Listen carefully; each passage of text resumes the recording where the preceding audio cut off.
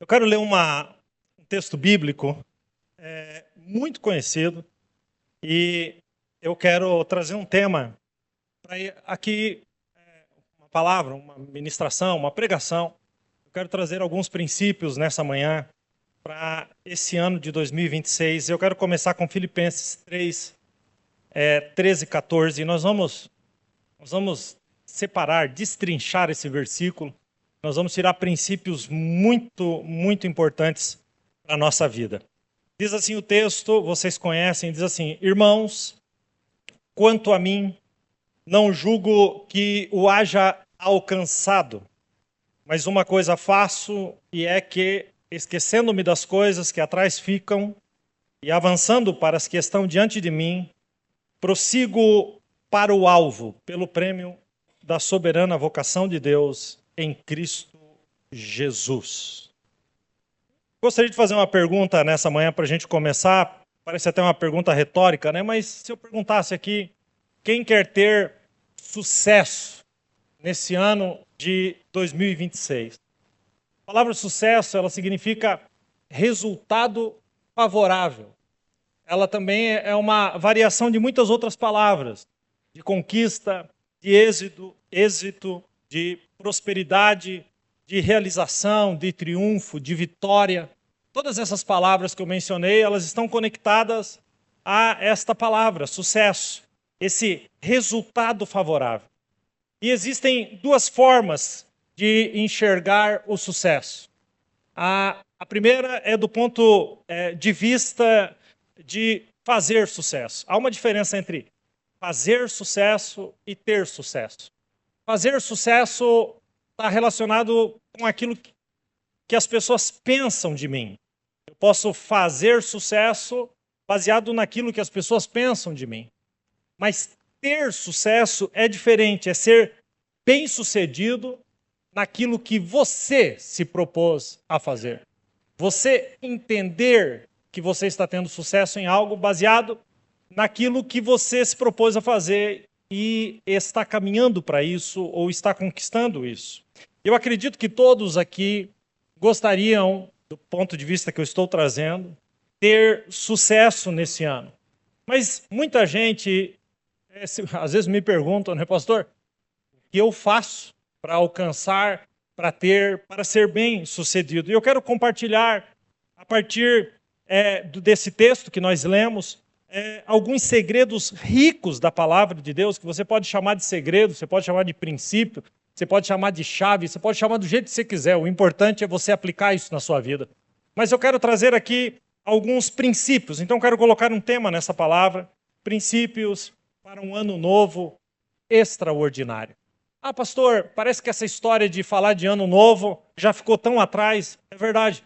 Parece que faz 18 dias que nós começamos o ano e parece que a vida segue, parece que as coisas continuam as mesmas, está tudo do mesmo jeito. Mas existem princípios, como eu vou trazer aqui, que você pode aplicar na sua vida e que pode fazer do seu ano novo um ano novo extraordinário. Eu sempre digo, e aprendi desde cedo, né? A gente aprende desde cedo esses princípios para que sejamos bem-sucedidos, que quando a gente quer ter sucesso em alguma área, você tem que andar com alguém que também é bem-sucedido naquela área. Você tem que ter uma inspiração, e se inspirar em pessoas é absolutamente normal, isso não tem nada de errado.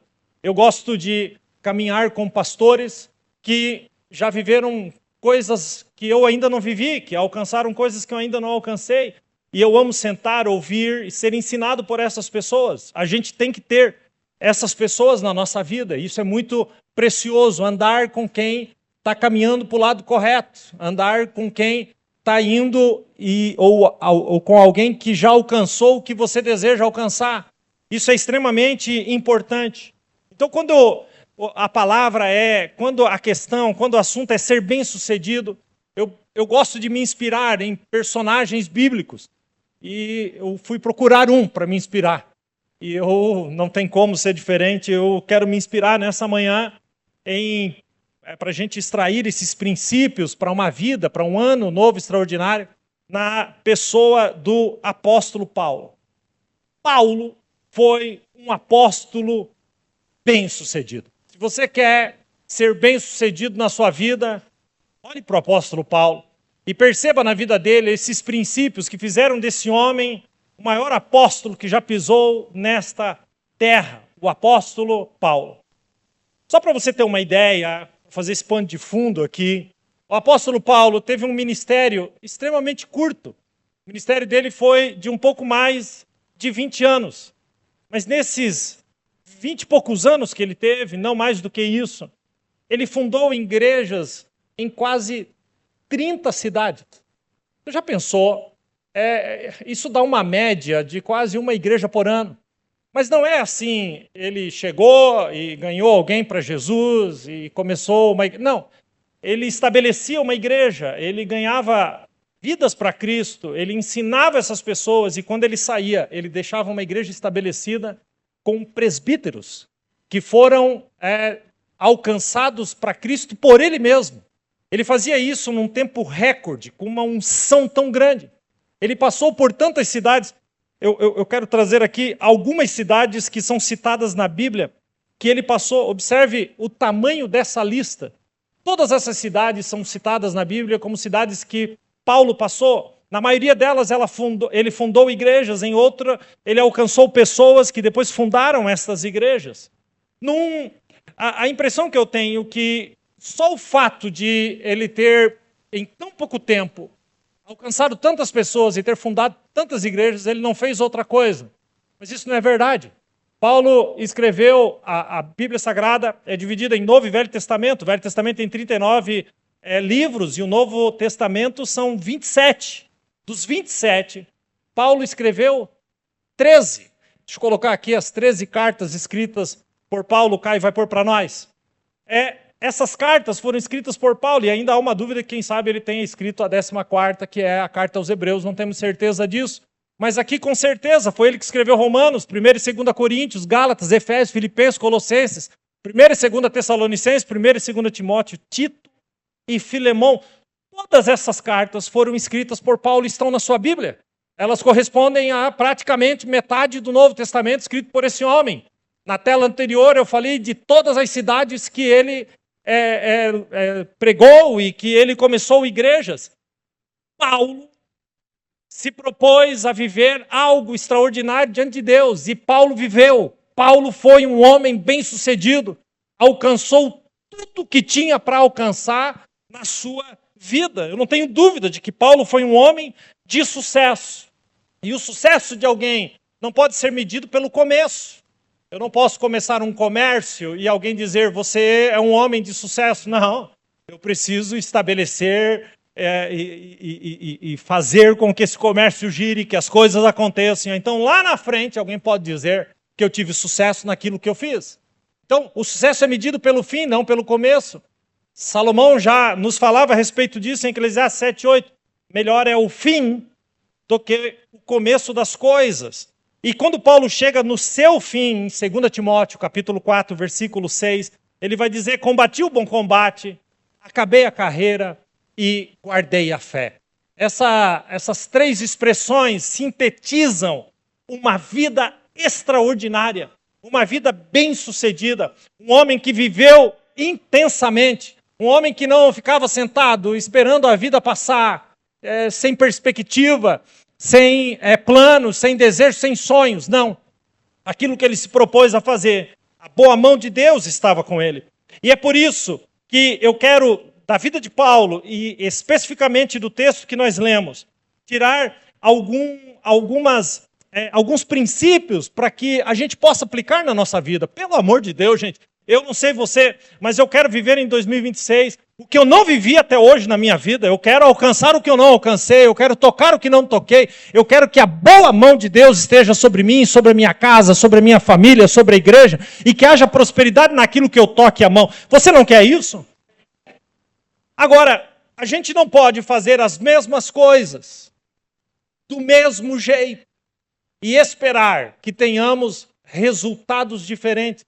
As pessoas fazem a mesma coisa, do mesmo jeito, mas elas querem que o resultado seja diferente. Isso nunca vai acontecer.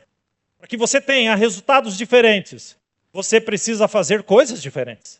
E aqui entra o apóstolo Paulo, e quando ele escreve Filipenses, que foi o texto que li como base no começo, ele está no meio da sua jornada, ele ainda não havia terminado a sua jornada, mas Paulo tinha uma mentalidade, e ele revela essa mentalidade nesses 2 versículos de Filipenses que eu li no começo. Ele revela a mentalidade dele, e a mentalidade de Paulo fazia com que ele alcançasse coisas extraordinárias diante de Deus. Ele compartilha as chaves para nós, princípios que qualquer pessoa que, em qualquer área da sua vida, pode ser bem-sucedido se aplicar esses princípios na sua vida. E aqui, gente, nós temos diferentes vocações. Nós temos aqui gente que tem um empreendimento, nós temos aqui os autônomos, nós temos aqui diferentes vocações, pessoas aqui, homens que são maridos, mas que também são pais, que também têm aí a sua forma de trabalhar. Então, são diferentes vocações, mas quando a gente aplica os princípios, eu acredito que os princípios, eles nos tornam bem-sucedidos. Eu sempre digo que vocação é aquilo que Deus te chamou para edificar na terra. São os papéis que Deus te deu. Eu tenho alguns papéis que Deus me deu. Essa é a minha vocação. Eu sou pastor, essa é a minha vocação. Mas eu também sou marido, essa é a minha vocação. Eu também sou pai, essa é a minha vocação. Quando eu entendo dessa forma,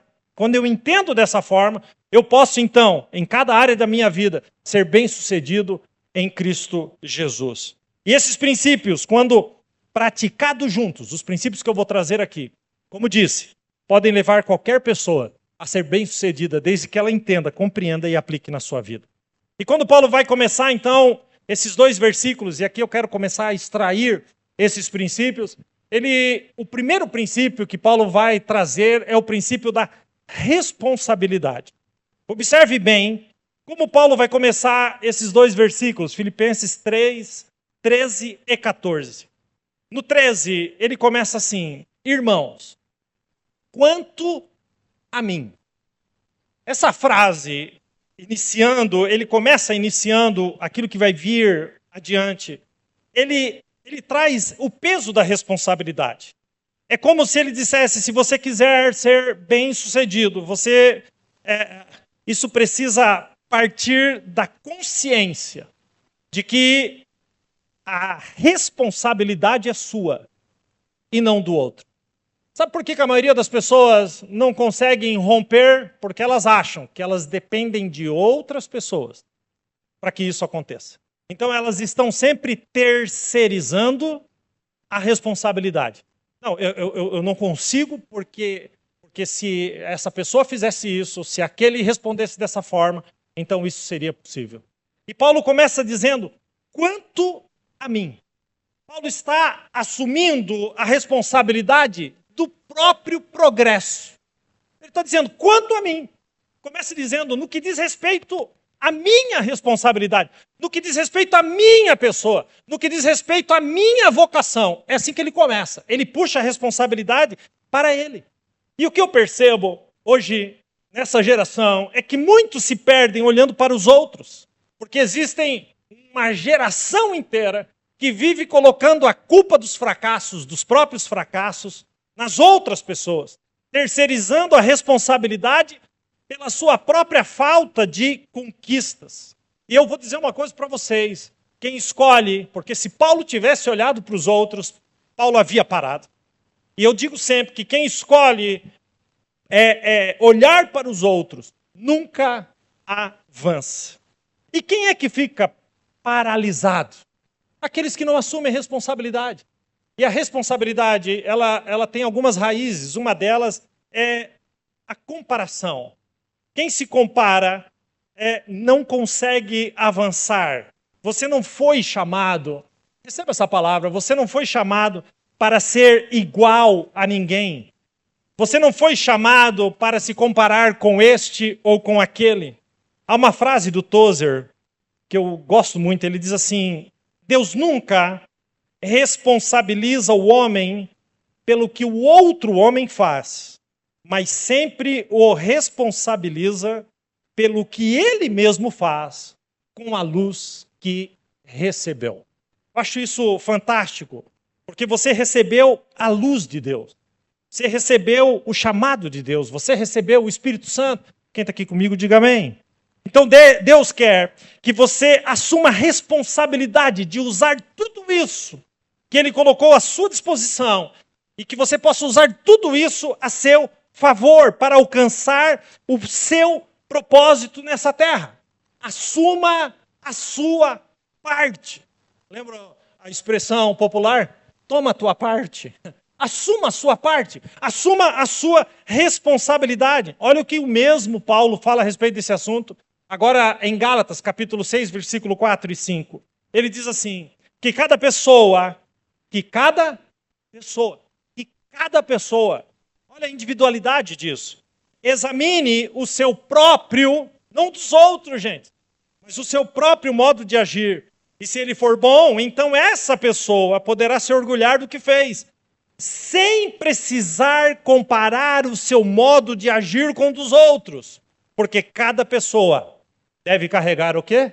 A sua própria carga. Todo sucesso tem uma carga. E a carga chama responsabilidade. Responsabilidade. Sabe, é levantar-se e encarar de frente a sua parte. Porque você não tem controle sobre as suas circunstâncias, mas você tem total controle sobre as suas decisões. Você pode tomar as suas próprias decisões. É decidir, decida decidir. Mas a impressão que eu tenho é que a gente parece que está, entre tantos personagens que nós poderíamos nos inspirar na Bíblia, às vezes nos inspiramos no paralítico do tanque de Betesda, quando Jesus diz para ele, você quer ficar são, você quer ser curado, e ele só precisava responder sim. Ponto. Mas ele começa a responder uma porção de coisas. Observe João 5,7. Disse o paralítico, Senhor, não tenho ninguém.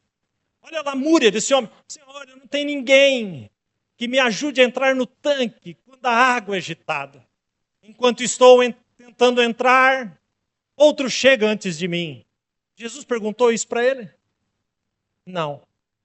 Sabe, você conhece aquele tipo de gente que você fala, olá, tudo bem, muito prazer, e ele fala muito prazer e já manda todas as histórias tristes dele para cima de você? Todas as frustrações, todas as angústias, tudo que já aconteceu de triste. Você nem perguntou isso. Mas esse homem, Jesus pergunta, você quer ficar são, você quer ser curado? Era só dizer sim, mas aí ele vai contar toda a história dele.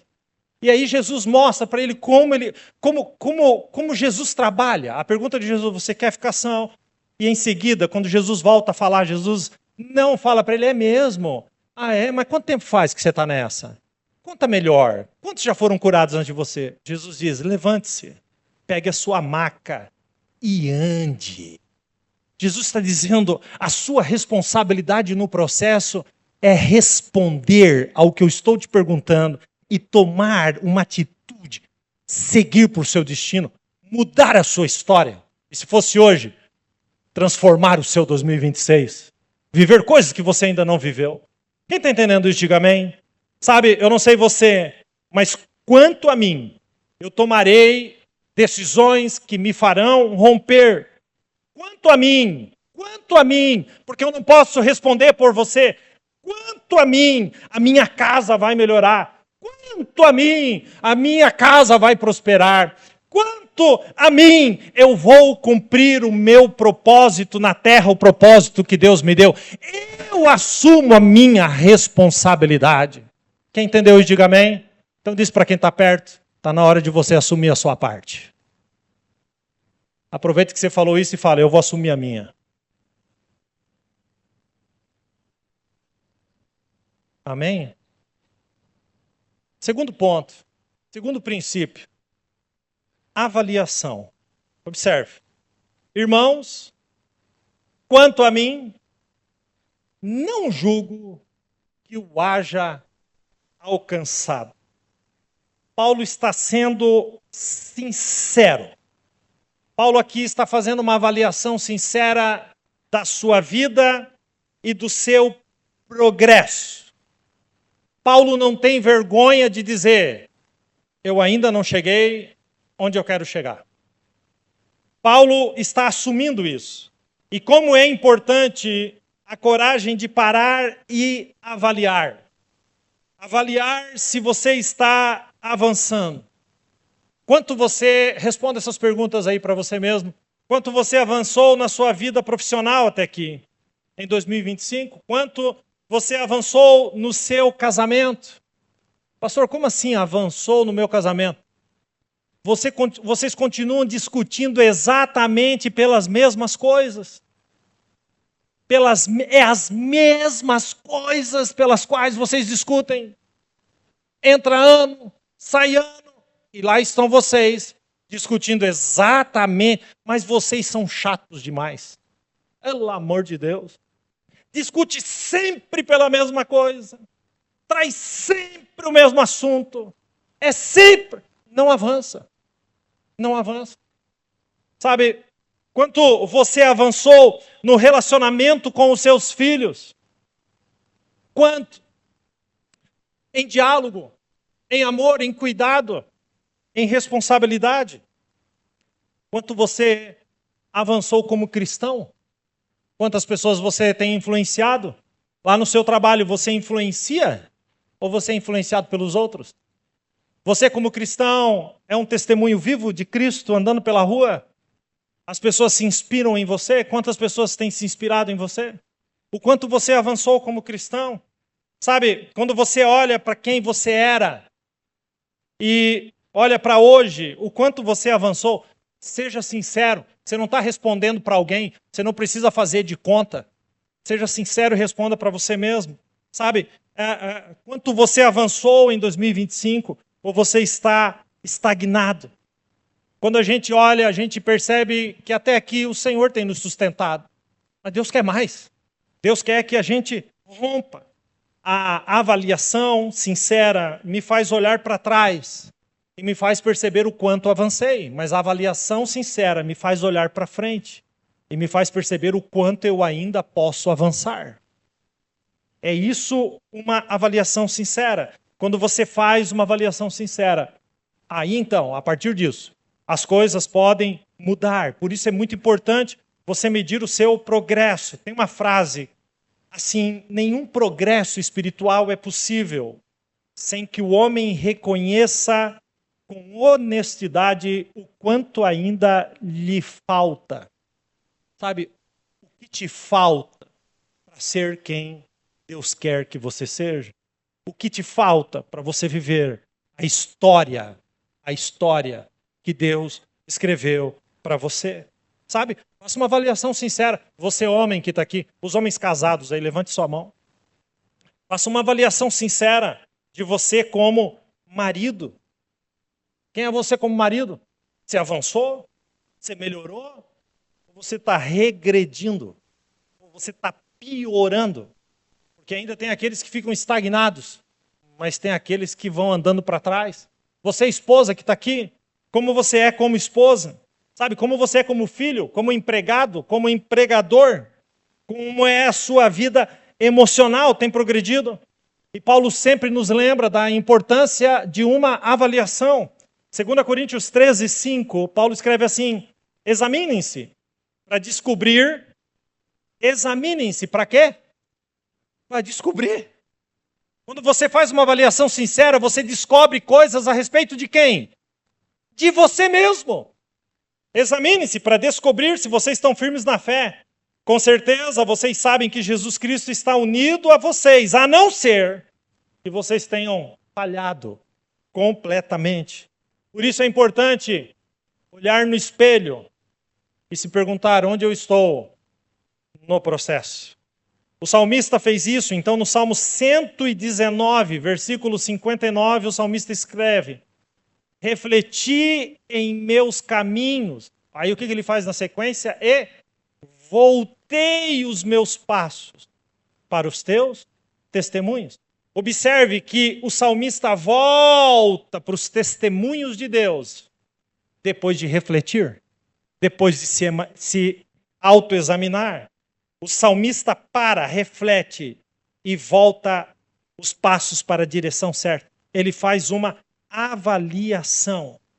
A avaliação é tão importante que se o salmista não tivesse feito isso, ele não teria percebido que os passos dele já estavam longe dos caminhos do Senhor. Observe a importância da avaliação.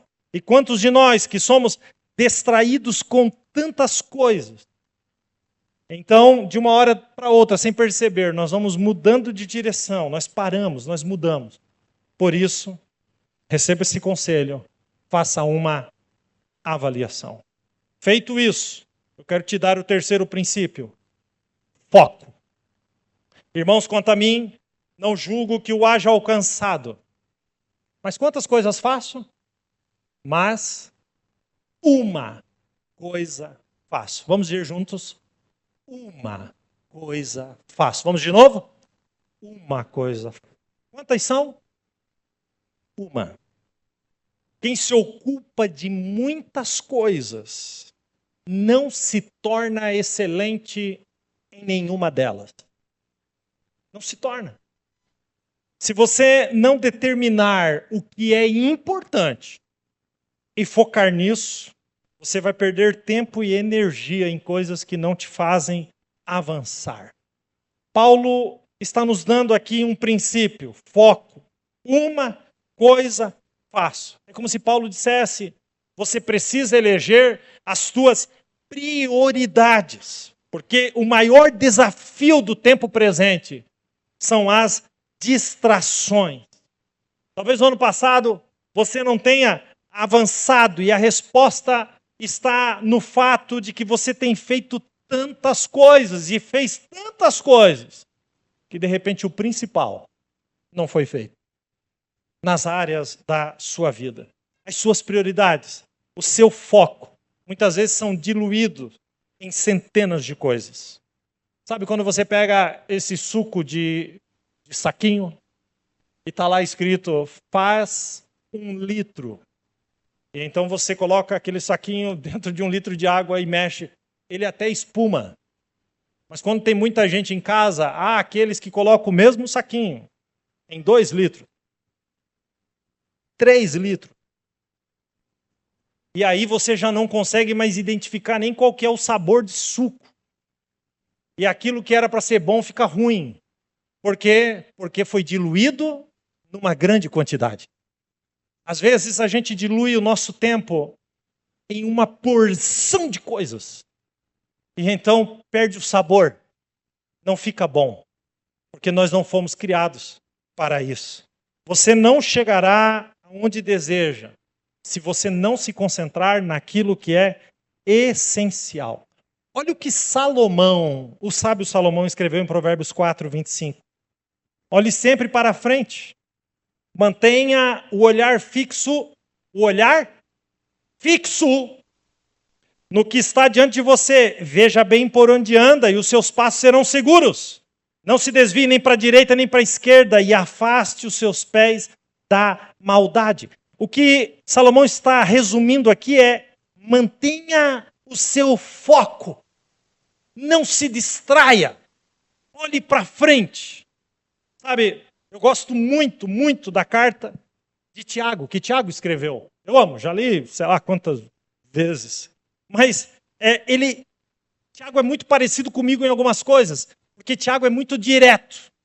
Tiago não faz rodeio. Tiago, se ele tiver que falar, ele fala. Ele é cirúrgico, ele é direto, ele fala logo e já resolve logo. E quando Tiago está escrevendo o primeiro capítulo, ele vai descrever uma pessoa, um homem, que não vai chegar a lugar nenhum. E olha o que ele escreve no versículo 8, Tiago 1:8. Sobre esse homem que não chega a lugar nenhum.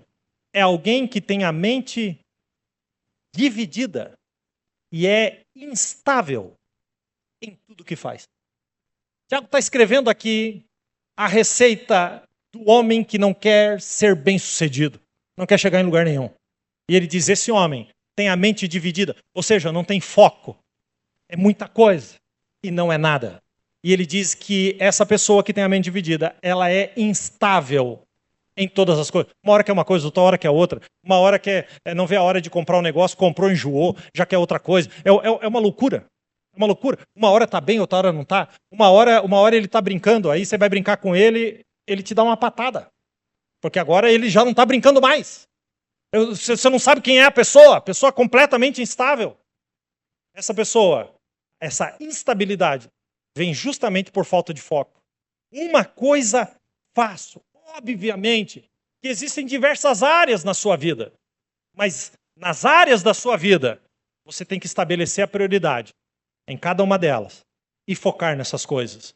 Você como marido, como esposa, você como pai, como mãe, você como empregado, empregador, você tem que focar na sua vida cristã, focar.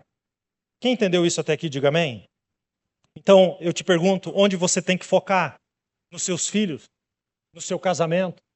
Sabe, na sua vida corriqueira, na sua vida espiritual. Foco. O quarto ponto, a quarta chave que Paulo nos dá aqui é a atualização. Vai gravando isso. Depois, no final, eu vou pôr uma tela aqui para que você reforce isso na sua mente. Olha como esse texto vai crescendo de forma metódica. E quanto a mim, não julgo que o haja alcançado, mas uma coisa faço. E é que, esquecendo-me das coisas que atrás ficam.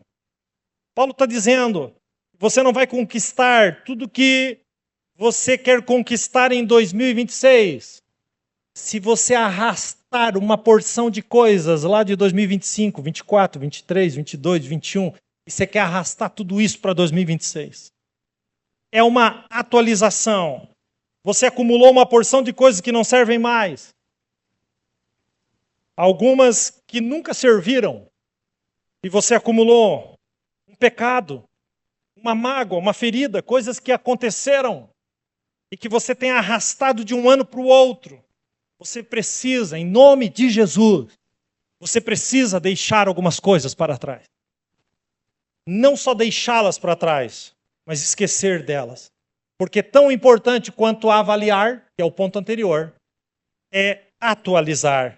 Você já viu um programa, quem aqui já viu esse programa dos acumuladores? Quem aqui já viu esse programa dos acumuladores?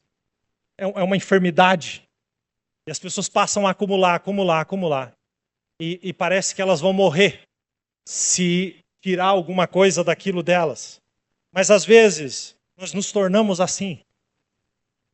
Ao invés de deixar o que não nos serve para trás, nós queremos ficar arrastando coisas com a gente. E isso se torna um peso. Lá em casa, pelo menos uma vez por ano, às vezes até mais do que isso, a gente dá uma geral nas coisas. E às vezes eu faço isso constantemente, a cada 6 meses, 1 ano no máximo. Eu abro as gavetas e eu começo a tirar as coisas para fora e eu quero organizar. E é interessante que quando eu vou fazer isso, antes que eu abra a primeira gaveta, por incrível que pareça, eu já trago um saco de lixo junto. E eu começo a achar papel e coisa. Gente, já foi, já passou, era importante, mas eu deixei ali. E foi ficando, e foi ficando, e foi ficando. Quem tem esse costume?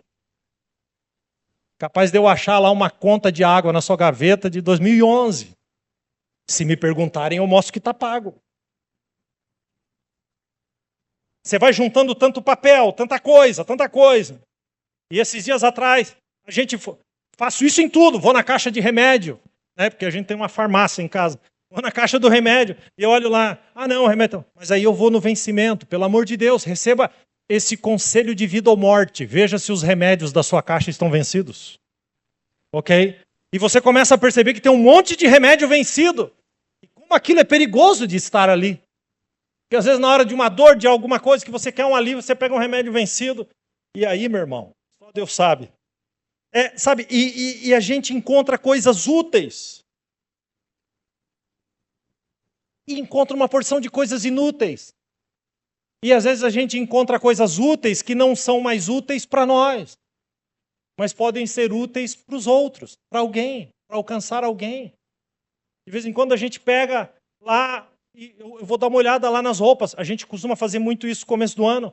Dá uma olhada nas roupas lá. E o que a gente não está usando, meu irmão, a gente não está nem aí, a gente não segura mesmo.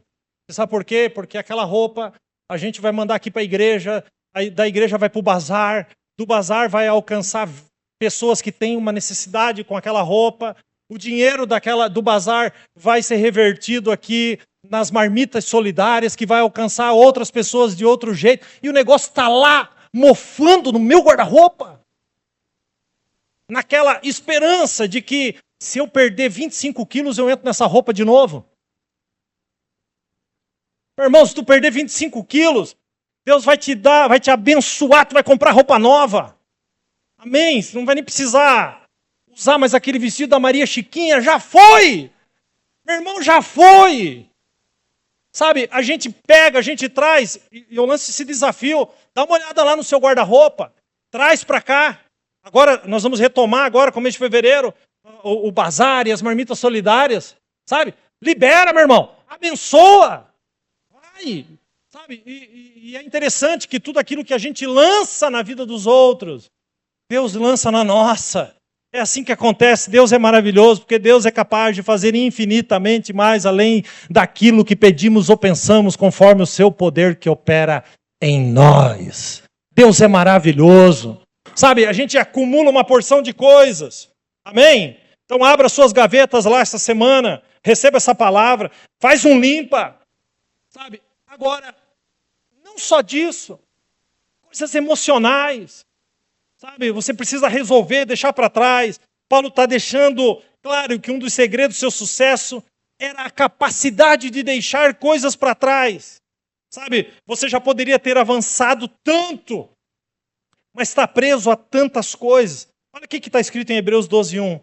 Portanto, nós também, uma vez que estamos rodeados de uma tão grande nuvem de testemunhas, livremo-nos de tudo o que nos atrapalha, do pecado que nos envolve, e corramos com perseverança a carreira que nos é, a corrida que nos é proposta, tendo os olhos fitos em Jesus, autor e consumador da nossa fé. Olha essa frase, livremo-nos de tudo o que nos atrapalha.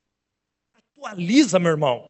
Sabe, eu lembro quando eu fiz uma viagem para Israel, há quase 10 anos atrás, e num dos momentos mais marcantes dessa viagem, é quando você sobe no Monte Carmelo, onde Elias orou e desceu fogo do céu, não só pelo que acontece ali, mas a visão que você tem daquele lugar, do Vale de Josafá, de Nazaré do outro lado, é uma coisa extraordinária. E cada lugar desse que a gente parava, a gente fazia uma meditação, e Deus falou tanto comigo naquele lugar. Eu estava tão feliz, tão cheio da graça de Deus, e vivendo aquela experiência tão maravilhosa. Então eu pego o celular e quando eu vejo o Vale de Josafá, as coisas que eu tinha lido na Bíblia, eu viro para aquele lado e eu vou tirar uma foto daquele lugar. E quando eu tiro a foto, aparece na minha tela, memória cheia. Eu quis morrer. Eu falei, como? Memória cheia. Então eu dei uma limpada ali, consegui a foto. Mas à noite, quando a gente estava no hotel, eu gastei 2 horas naquele aparelho. E eu percebi, gente, eu tinha tanta foto besta. Eu percebi que do mesmo jeito eu tinha, às vezes, 10 fotos. Do mesmo jeito, eu estou assim, ó, só faz assim. Do mesmo jeito. Para ver qual que era. E tira. Hoje não, né? Hoje que as memórias são quase que infinitas. Mas há 10 anos atrás, meu irmão, tinha limite. E aí eu estava perdendo o novo pelo velho que não me servia para mais nada. Foto que eu nunca ia usar, e agora eu estava perdendo de registrar o que realmente importava. Meu irmão, deixa para trás. Se atualiza. Teu coração, tuas mágoas, teus rancores. Atualiza, meu irmão. Joga tudo para a lixeira. Tira isso da sua vida, porque Deus quer mandar coisa nova sobre você no ano de 2026. Deus quer mandar coisas novas para você. Você pode aplaudir o Senhor por isso?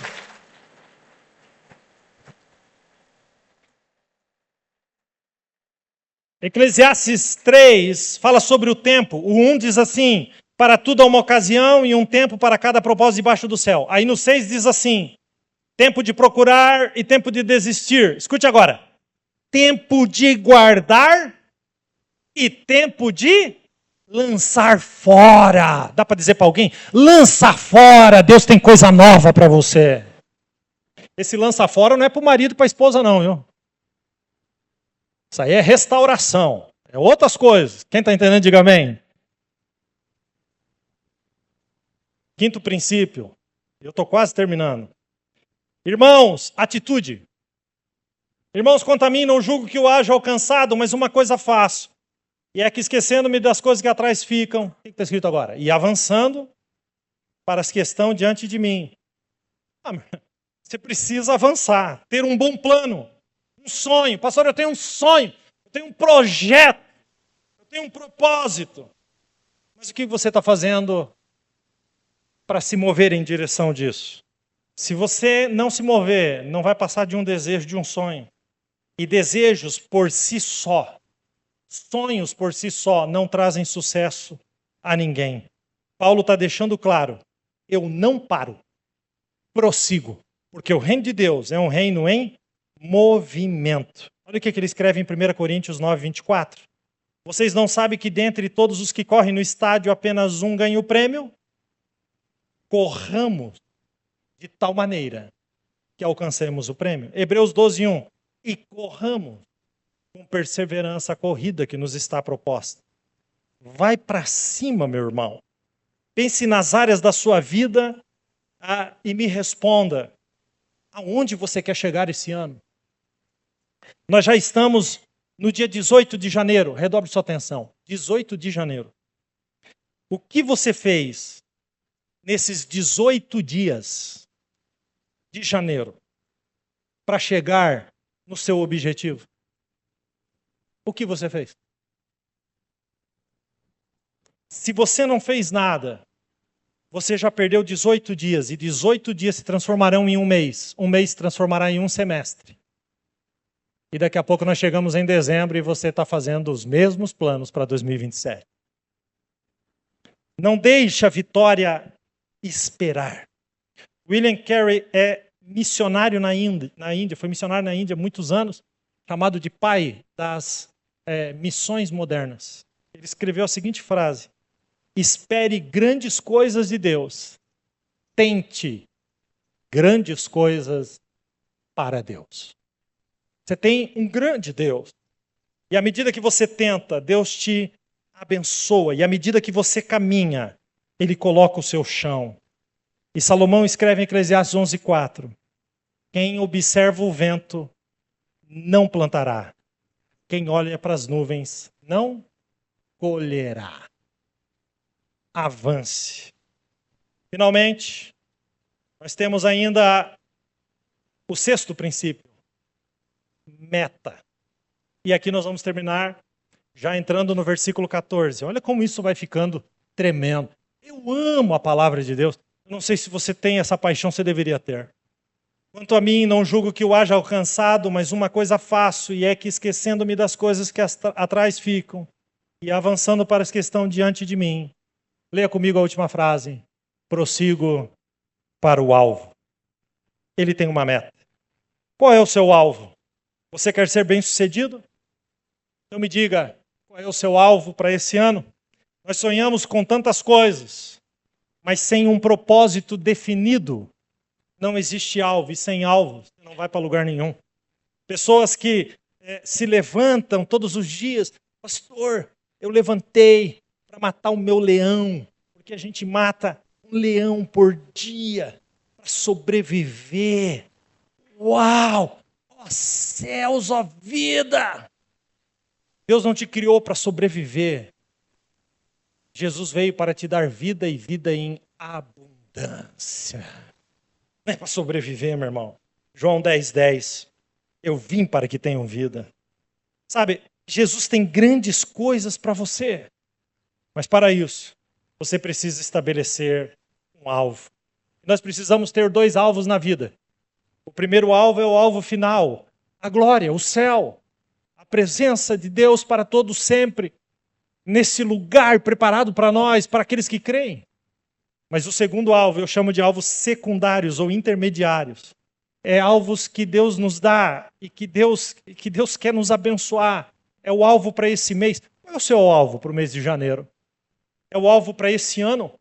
É o alvo para os próximos 5 anos?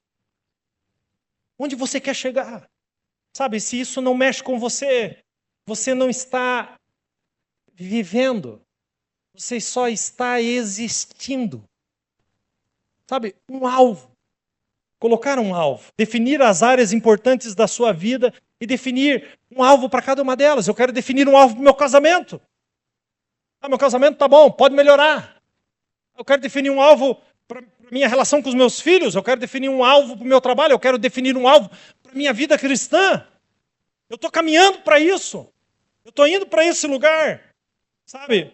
Defina um alvo em cada área da sua vida. Se você quiser, se você gosta disso, escreve o seu alvo num papel e põe na porta principal da sua casa, porta da geladeira. E aí toda vez que você for abrir, está lá na sua cara, sabe? E todos os dias você se pergunta, o que é que eu estou fazendo para alcançar isso? Quem tá entendendo isso, diga amém. Amém? Sabe, eu vou terminar. Tudo aqui que eu falei até agora, preste bem atenção agora redobre sua atenção. São princípios, são chaves. E você pode ouvir até por uma pessoa que não é cristã. Uma pessoa que pode dar um curso numa empresa e que talvez não use os versículos, mas use os mesmos princípios. Mas Paulo é diferente, porque Paulo não termina aqui. Paulo vai coroar tudo isso, todos esses princípios, com algo extraordinário. Extraordinário. É o fim que agrega valor a todos os princípios, porque senão, meu irmão, você podia ouvir isso aqui em qualquer lugar. Porque a maioria das pessoas que dão cursos de como você ser vitorioso, e como você avançar, e como isso, como aquilo, usa princípios bíblicos, mas tira os versículos para alcançar, para tocar. Mas Paulo, ele não está aqui só sendo um coaching. Paulo era um apóstolo. Então Paulo vai colocar a coroa sobre tudo isso, e a coroa santifica todos os princípios. Então ele termina assim, vamos juntos agora, por onde nós começamos. Coloca aí, Kai. Filipenses 3, tem aí? 3:13. Irmãos, quanto a mim, não julgo que o haja alcançado, mas uma coisa faço, é que esquecendo-me das coisas que atrás fico e avançando para as que estão diante de mim, prossigo para o alvo, e agora ele vai botar a coroa, pelo prêmio da soberana vocação de Deus em Cristo Jesus. Tudo o que ele faz, todos os princípios, tudo o que ele trabalha é para Deus, é para o Senhor. O prêmio vem das mãos dele. Quem está entendendo? Tudo o que ele está fazendo tinha ligação, preste bem atenção agora, com o chamado de Deus na sua vida. Você pode construir coisas nessa terra que não são pecado, mas elas vão ficar todas aí.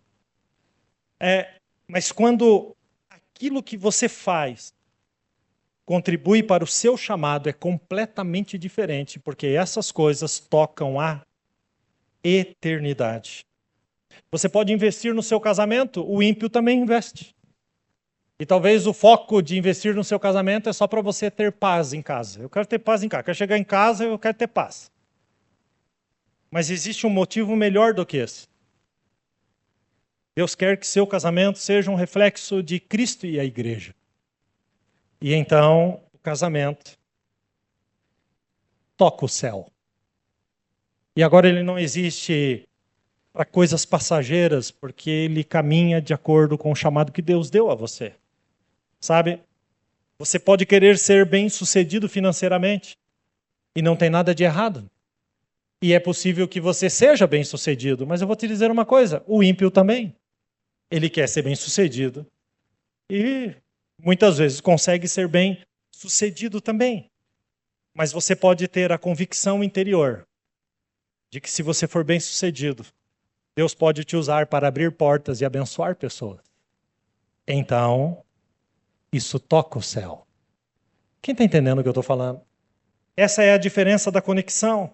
Escute, aquilo que está vinculado ao plano de Deus na sua vida tem um prêmio que vai além desta vida. Tem um prêmio no céu. Então Paulo fazia o que fazia porque os olhos dele não estavam apenas no aqui e agora, mas estavam no fim, no prêmio. O prêmio da soberana vocação de Deus em Cristo Jesus.